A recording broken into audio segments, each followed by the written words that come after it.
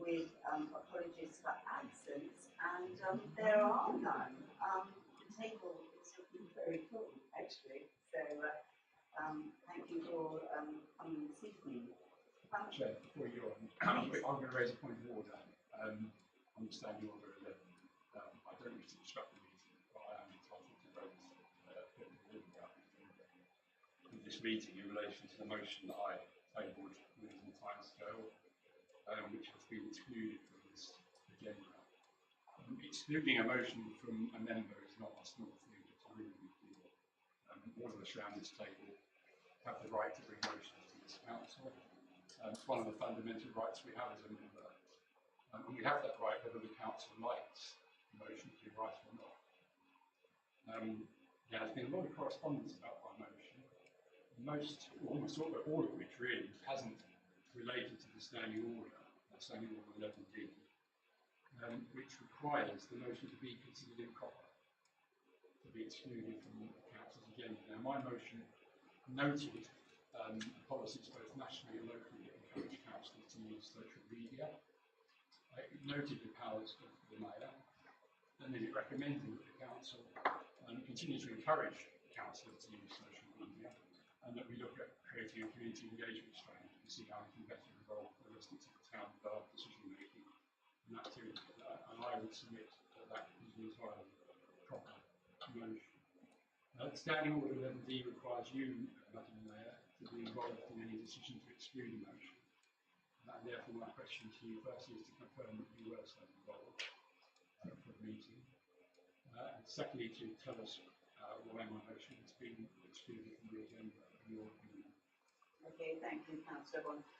First of all, I'm not so sure whether now was the time to do that, but notwithstanding that, we'll carry on. Yes, I was involved in the decision. And the reason for the exclusion of the motion is? Just that there was more to it than actually met the eye, and there was more that needed to be discussed, and that it probably wasn't the right thing to bring it to full council at that time. And you would submit that means it was improper? I'm not sure whether I would use the word improper, but it was not considered that it was the right thing to do at the time, is my wording, and I think I need to stick by that wording. I don't know if Town Park wishes to say anything. It was my decision to understand the order, and that decision, as I understand it, was something more defined as far as this meeting goes. So, Councillor Bond. Right, thank you very much. So, thank you for bringing that up, and I think we've done our best to answer it to the best of our ability, both Doug and myself. So, now we come to declarations of interest, and I am declaring a declaration of interest. Not that I actually know the person, but the name is the same. When it comes to the finance report, there is an item on there where a company named JH Truewood is mentioned, and therefore I am declaring. I also declare interest in item 5 because the owner of JH Truewood actually inherited a firm from my father, and he is a nephew of mine. And that's one we used all the time to cut work. And the reason I used it is because the family has over 60 years experience in pumps. So that's very interesting. That's item 5 on the comments. Are there any other declarations of interest this evening, please? Thank you very much. So that is item number 2. So item number 3, minutes of the previous meeting. I trust you have had time to look through. Does anyone have anything that they wish to bring up on the minutes of the meeting?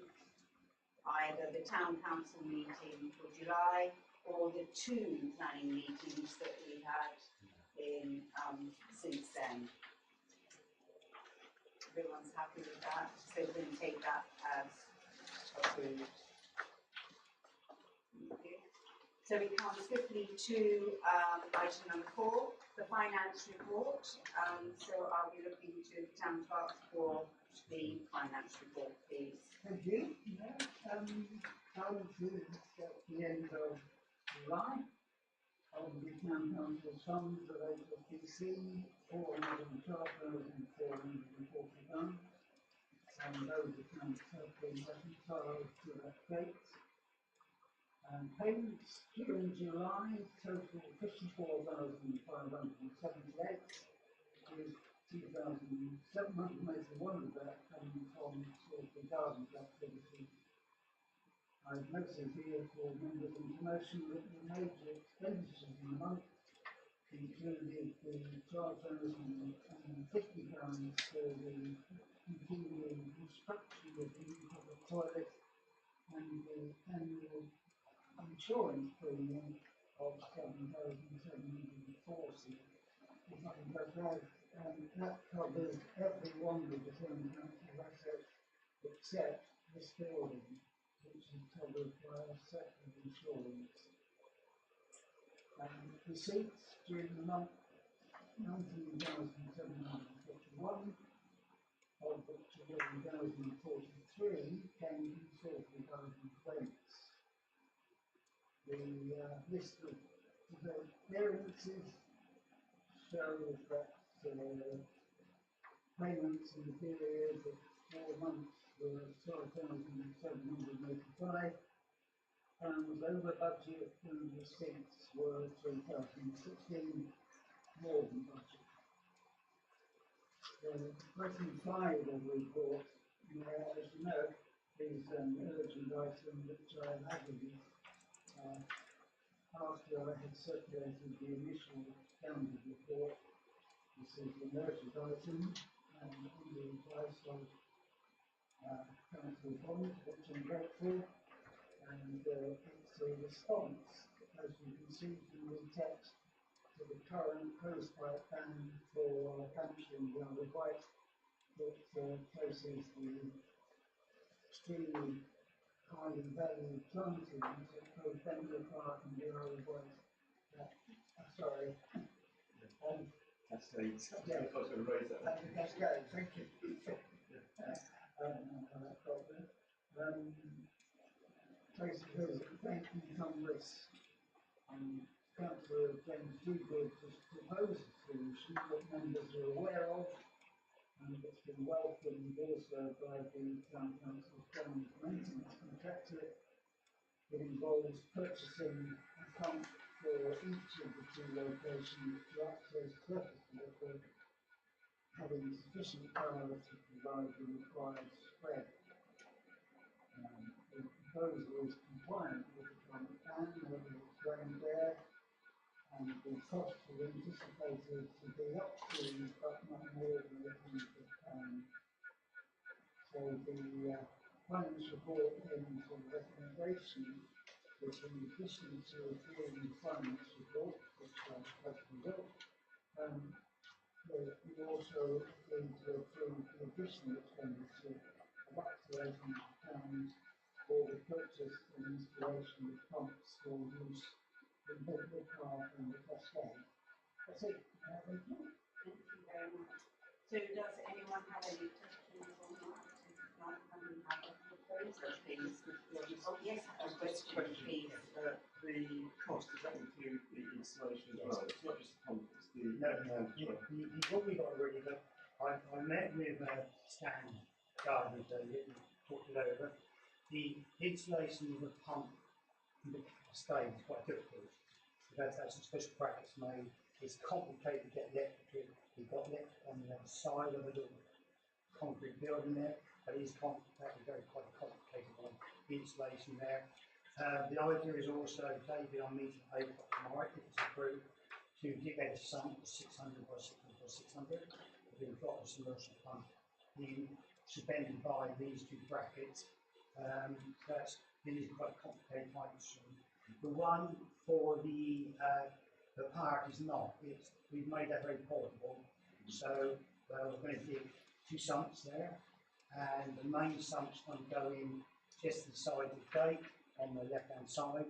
we're going to put a plug in that green box, which their electric can do nothing for me. So that means we can get a massive amount of plant in there. And the other one, we're going to use electric from a hut, and we can use hoses and drop it in the river area, because there's only 2 deep spots. But the main cost is the cascade, but I'm pretty confident we can come well under that. And if we're all working together, I'm working help and we put together the stand gardens, we can come in there. I'm very confident. Seems really good value for the world. Yeah. And the good thing is, we're right down the cascade, with just a little bit of amendment later on, we can work that so we can use it all the time. So that will stop a lot of work being used across PCC at the moment. The only thing I would like PCC to do is I need to find out what a pump costs to run per hour. And as we know, Ventnor's half of the fund pay for that. We should contribute pay for the pump cost of the on both sites. But the town council has taken over the electric cost of the park. Have they really? Yeah, that's right. But I did have one that. query about the Yeah. park, is that the flow of that little river is very slow. And I was very concerned if you take too much out of it, you would strand the fish for a start. And I think you would need to be a smaller demand from that. It is, it will be blind. Much smaller demand. Yeah, the hose pipes, possibly we would take out of there 2 hose pipes for about half an hour, which we're under the rules and regulations, which we don't need if we had to get a license for.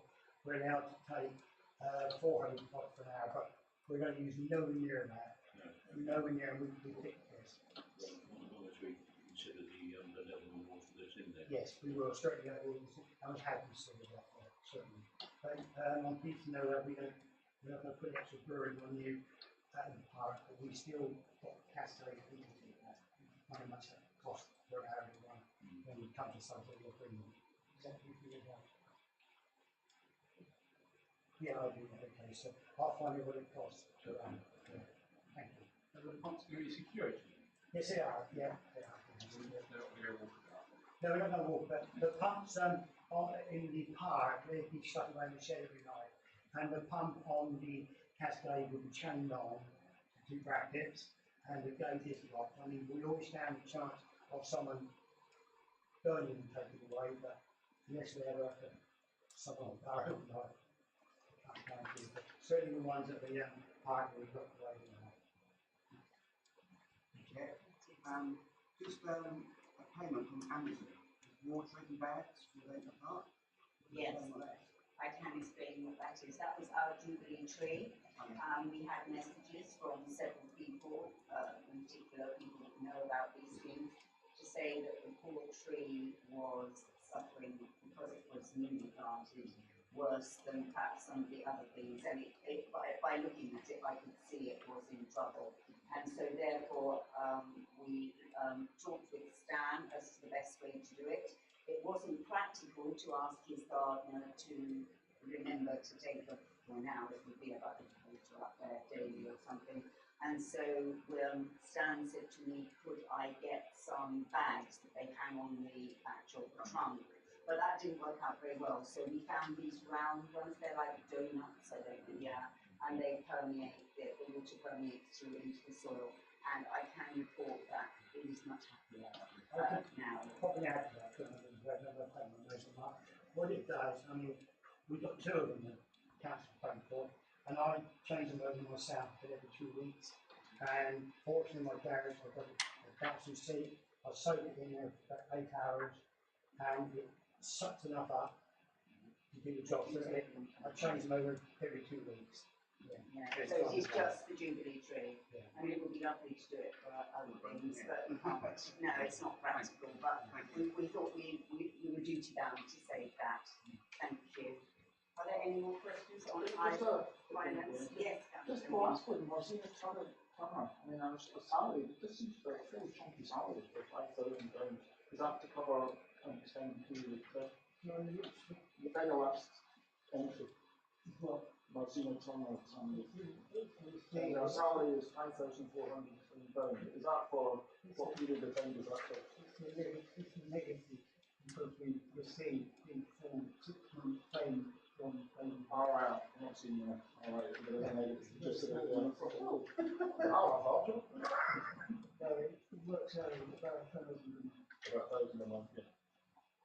While we're on salaries, can you just, I noticed the clerks isn't the highest, was that, which is a surprise. No, I remember that was the case last night as well.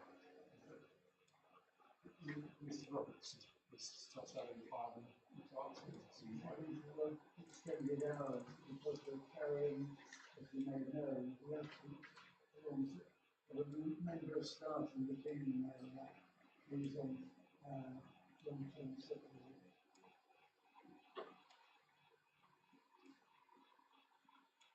Is that a satisfaction? Yes, no, fine. Anything else, everybody good?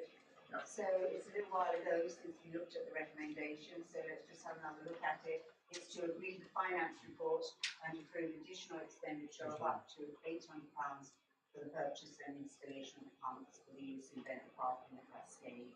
I have a proposal, please. Councillor Warren and Councillor Cooper seconded, please. Thank you. Thank you. That's item number 4, dealt with very nicely. Item number 5, I have to say I was surprised to see the name Jason Mack on, that's a little while ago, Town Clerk, if I may say so. So apparently although checks and things aren't used very often these days, you do get the occasional company that demands that. So therefore, the Town Council is looking to appoint one of its members as an authorised signatory. So I don't know if anyone has any thoughts on that for us, please. I don't mind taking on again. I've done it last time. I'm quite happy to be one signature. Only reason because I really are. Am I really? Are you going to keep me on there, are you? Well done. That's my comment. The purpose of this report is the replace Jason. Yes. Well, as James is my husband, he doesn't listen to me very often anyway, so I don't think the situation is very different.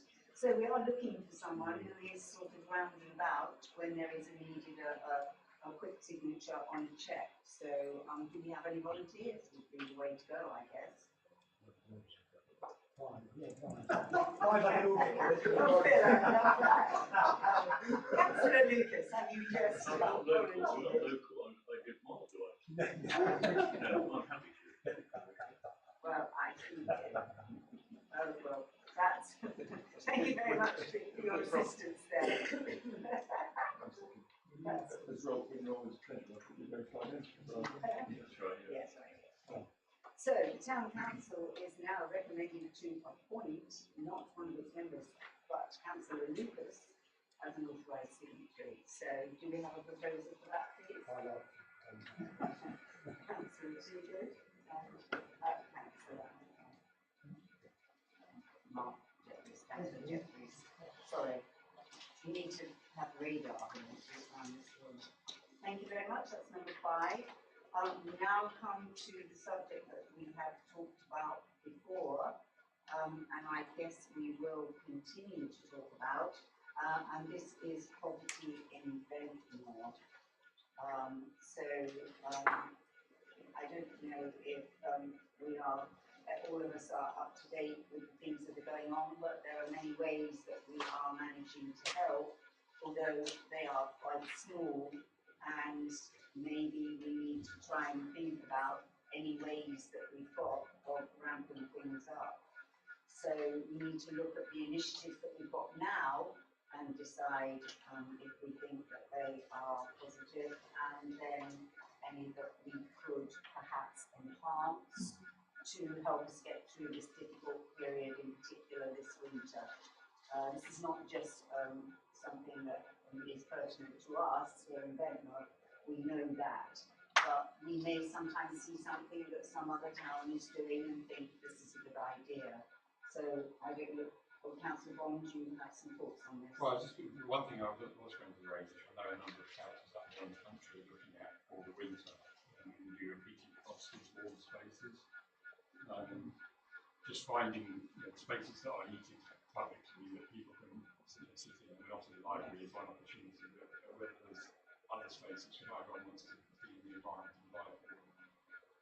may well be that it's a register of cold weather and easy public warm space that people use for kind of nipple or whatever. And Councillor Some of Bronte, these do spaces other are- things there? Do they offer other things there, or just somewhere to sit? The fundamental thing is somewhere that's heated in the daytime to relax. Very beautiful, but it would be something worth thinking about the facilities, and I would imagine that the councils up and down the country that are thinking along these lines will have various ideas as to how to keep them entertained and use our imaginations. Many of the organisations listed on this page, like the Wellbeing Cafe and so on, will effectively be providing that, but in small spaces for relatively small numbers of people. Whether we have anywhere larger facilities, I don't know. And if we don't use Ventnor, maybe it's worth looking for what some councils will do. But that would be one suggestion. I think that's a really good suggestion, and on that thought, yesterday I went for the carnival to St Catherine's Church, and today I went for the baby judging. No comments, please. That's a very nice space. It's big. It would house a lot of people. It has good facilities if people want hot drinks and that. And I wondered whether or not that would be the type of space that Councillor Bond is thinking about, because it is a good size. And a lot of events do take place there, as we know. So that would be me adding to Councillor Bond's suggestion. And I know we wouldn't want to interfere with the Wellbeing Cafe on like Monday, Wednesday, Friday, but it might be something that we could consider the 2 days that are between, and also it would have to be run by volunteers because the budgets are just not out there. Thank you, Councillor Lucas. Yes, I was very impressed by Better Days Cafe. It was offering warm spaces and also hot meals that people pay for if they can afford to. I was rather than this council holding more initiatives which would need to be organised and staffed, whether we could actually support initiatives like that, because they've got volunteers automatically and they've established a very great welcoming front for people. I think we need to follow up really whether we could involve ourselves in the funding of that, providing it's effective. The only concern I would have there is I'm not too sure that the space is that big. No, it's only a small place. Yes. Yeah. So I can't imagine a church dedicating its whole space to this, even though it's a very Christian thing to do. I'm sure that they would not want to have their whole space taken up with it. yeah, I can't answer that because I'm not in the church committee, but how does everyone feel about that? Or any other suggestions? I think we need to do something. Maybe we go back to a voucher system to help people with their electric bills. Then trying to find out who's really desperately in need of it, isn't it? A lot of people are too proud to come and ask them. They would just follow and suffer. And a lot of elderly people would nearly freeze to death before they ask. It's just a difficult one. I think as a council we need to try and think and seriously do something sooner than later. Because the winter won't be long before it's not that long. We've got some huge electric. It's not economic to be funding individual households when you can have a space which is involving everybody and creating a community space at the same time. So I think individuals, it can be more expensive to do that. The rare we've got the space. Well, there's two suggestions there. We've got another suggestion. There's 3 councillors here on Upper Ventnor Residents Association. Yeah, it's a bit more up there, it's rather tall, so I'm sure something could be done up there. That's excellent. So perhaps you feel you could investigate that and come back to us next time. Doesn't have a kitchen as well, no? Yes, Yeah. That's a really good And that's a good size facility. It's not usually, yes. The only thing I'd say about that is are people going to make that migration? And say migration is only mild, but you have to think about that with people in the town affected and wanting warm space. They're all for that. Personally, I feel that would be for Upper Ventnor, and I think you would have enough people in Upper Ventnor to make it worthwhile. And I think we would need to look at one down here and one up there. So, yeah. Night two. Oh, no, anyone wants to, yes, of course, yes. So that's, I don't know about other outskirts of Ventnor, Church and St Lawrence, if there are any thoughts there. So there are church halls which could be used, I suppose. Do they heat well? Some do and some don't. For a small fortune. Oh, yes, it's fun as well.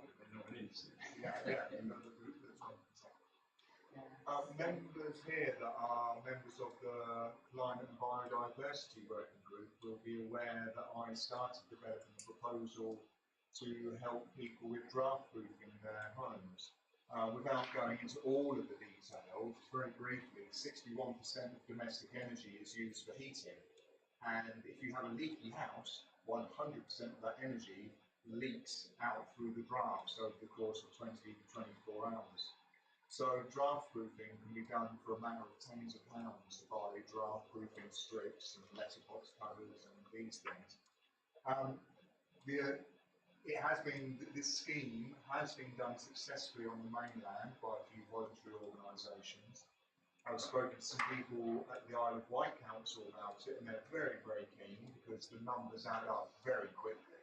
When you're spending a few tens of pounds, it saves people hundreds of pounds over the course of a winter, and the next winter, and the next winter, and so on and so forth. The numbers add up very, very quickly.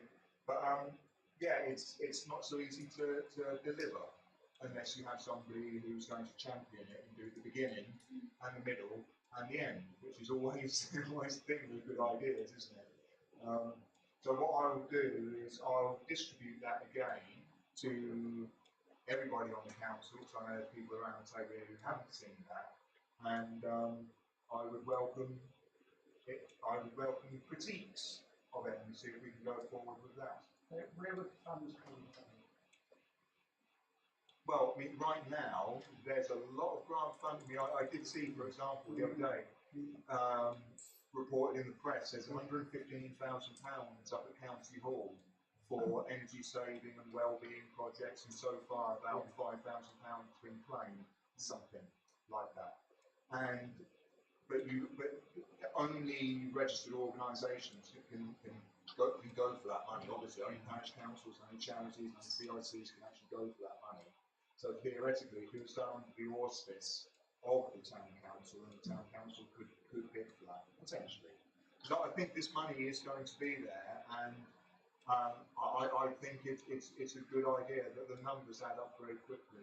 It is even draft proofing, it sounds simple, but it's the job where you need a professional carpenter to do to get it right. You know, not for doing rubber strips. Grand doorways, it's a bit more difficult really. So what you're just saying for household, here's £20, yes, it's done by your draftsman. Well, how it's done on the mainland is the guy turns up, he's got one box about this big, it's full of draft proofing stuff and some mastic, some silicone guns and so on. Just bits and pieces, one box, he goes in there, the average visit is 90 minutes, one stop, in, out, go around, do things and come out again. And they're in huge demand. We don't do the doors. The doors are one of the problems, isn't it? Can be. Massive draft. Can be. Sorry, I don't want to take the whole meeting here talking about anecdotes, but I mean, my mother-in-law, for example, she was living in Shanklin in rented accommodation, and there's a 4-inch gap all around the door, and it's been like that forever. So that could be the case in all sorts of houses up and all through the town, and that's it. That was all the heating straight out of there. So Stephen, what happens about the charity that does that already? We have one on the island. The Life Me, I can't remember. The Footprint Trust. Yes. They don't make that type of intervention. They don't. Everybody always asks that. Yes, because I thought they did do that. What do they do then, just out of interest? Well, they've been doing a lot of energy advice, yes. And in recent times they've actually been doing a lot of the work similar to the town council has been doing, and that's distributing grant money. They've been heavily involved with. That's good, so there's no conflict there, that's good, yeah, it's a different idea. So that's interesting, so we've come up with quite a few things so far. Any other suggestions? Thank you.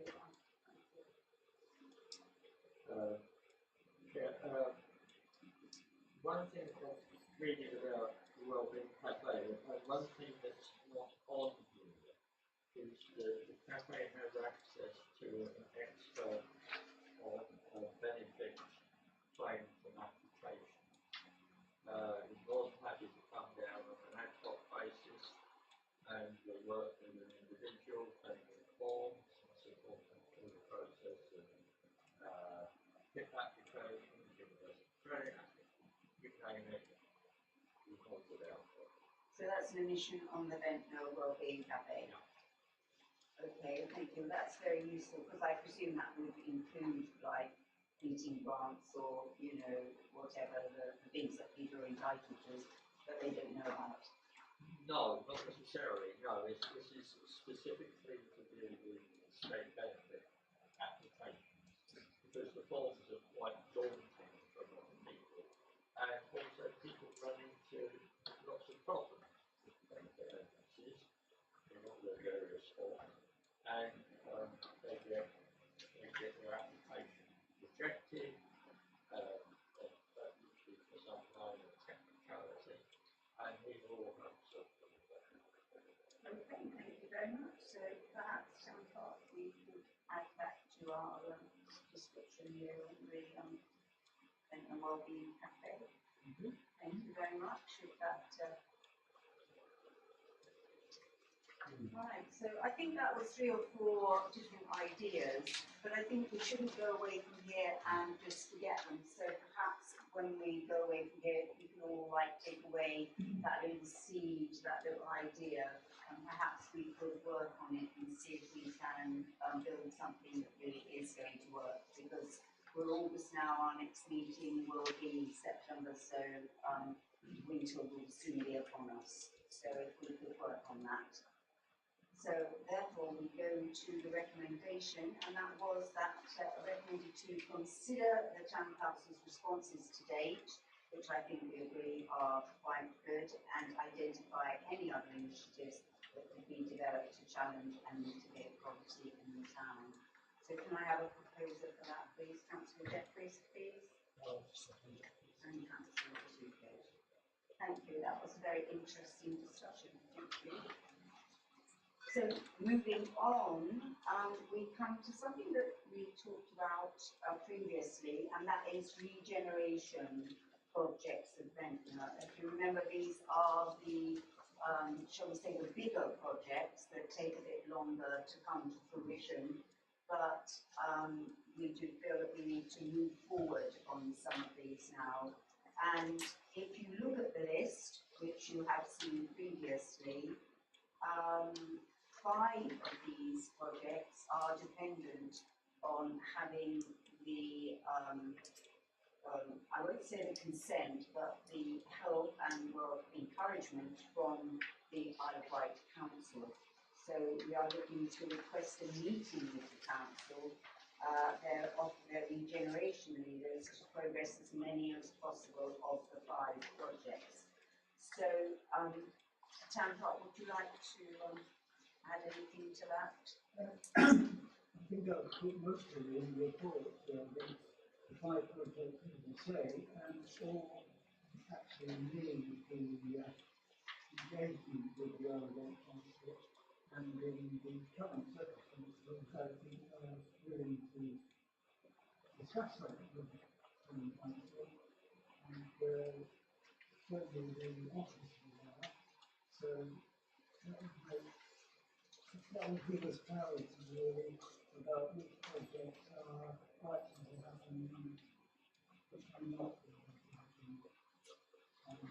So that's a suggestion. If we need to see to ask formally for a meeting, not with the whole council possibly, but with a group level. Thank you. Councillor Lucas, did you have something? Yes, at an earlier meeting, we decided to have working groups which would focus on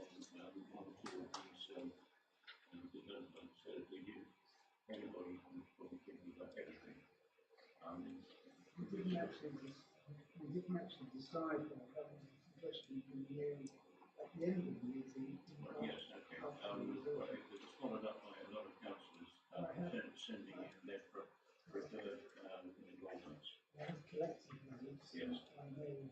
Okay, well, if this wasn't agreed, I might get to go through the process. It's agreed. I don't, my own view is that having up to 10 working groups is not going to be helpful until we've clarified whether that comes to fruition. Well, I don't want to sit on the group that considers everything. No, I know there's a lot of people who probably feel the same way. no, but my hope is that a meeting of the kind that I've recommended to adopt would give us clarity about which can be progressed Okay. shortly and which will have to wait a long time. Councillor Cooper? Yeah, I just want to build on what Brian's actually saying because I understand the importance of what Brian's actually trying to do out there, and we have all submitted what our areas of interest. But just picking up from what Carl's actually said is if we're going to have these next steps, there's meetings with the ORA Council, I'm perfectly happy to approve that and say yes, that's a productive way forward. And certainly, probably myself and Dave would like to be involved in obviously the development project. I think this is quite an important one because when I look at that list, I think virtually all of us in this room can say that residents have asked us about at least one or two of those. Yes. Yeah, they are all things that are on people's mind. They say, what are you doing about that? What are you doing about that? And unfortunately, they don't realise how difficult it is to move forward. But I think that we should really try. So looking at that then, going back to the recommendation, that is that we request a meeting with the Isle of Wight Council's political and officer and generation leaders to progress as many as possible of these 5 projects. So can I have a proposal, please? Oh, we got The same thing. We'll do Councillor Cooper this time, and then yes, Councillor Rollins. Can I just add as well, Chairman, note that Chris Ashman was mentioned, but whose lead on regeneration at Isle of Wight Council. Just noting that Chris Ashman will be involved with some of the discussion. Some of us went to an Isle of Wight panel update meeting at Council Hall a couple of months ago now. Chris Ashman's involved with Place Planning as an alternative way to get funded. So I really hope that can be pursued actively. I'm sure it can be, but I just want You've had some lots of contact with Chris since his appointment 6 years ago. Right. So we know where we're up to, we know where we're inside out and to your country. but hopeful that he'll listen sympathetically. Right, thank you very much. So then, last but not least, we come to item number 8, the town clerk's report, please. Yes, thank you. The major coastal protection project. Some of you attended the meeting with the Environment Agency and will have got a full picture. I subsequently received a copy of the presentation. If members would like that to be circulated, I'd like to see that. As you can see, and as you know, if you were there, the work should begin next year. With a pilot phase lasting 3 years, to see, thank you, to see if the deep water actually works or not. If it does, then there will be another 6 or 7 years of installing dewatering mechanisms on a giant scale. So there will be some disruption that comes Sam's way in order to deal with the kind of equipment that is involved. I hadn't realised quite until going to that meeting with some councillors just how significant the slippage is in Ventnor over the last 4 years. Bill, I think we're estimating 3 centimetres everything, and sliding slowly down the hill. And this scheme doesn't go ahead, and the passing comment afterwards from the environmental officer present suggesting that the town might not be here, and that in any case, the 41 million is based on the cost of relocating everything. So, still accepting this unseriousness. The second action, the Friends of Ventnor Botanic Gardens did a wonderful job during the day here, cleaning up the areas around this building. They really enjoyed it. They loved it. They said they'd never been treated so well. And all that was a few bottles of water, cups of coffee and tea, and a few biscuits, and saying thank you. But as we all know, if we read the Times now, we know that that doesn't happen other places. Yes. No, it was really good. Yeah. And we did have some dancers helping out as well as Yes. The improvements on the Ventnor limiting litter on the beach, thanks to maintenance manager, who's developed some new bins that were easy to spot on the beach and being used very well so far. Skateboarding classes, Jordan's latest funding success, has provided those skateboarding classes and will continue to do so through the summer. And finally, the dates of the working groups. Thank you very much, Town Clerk. So we come to the end of our meeting this evening. That was quite swift. So thank you very much, councillors, and see you all next time.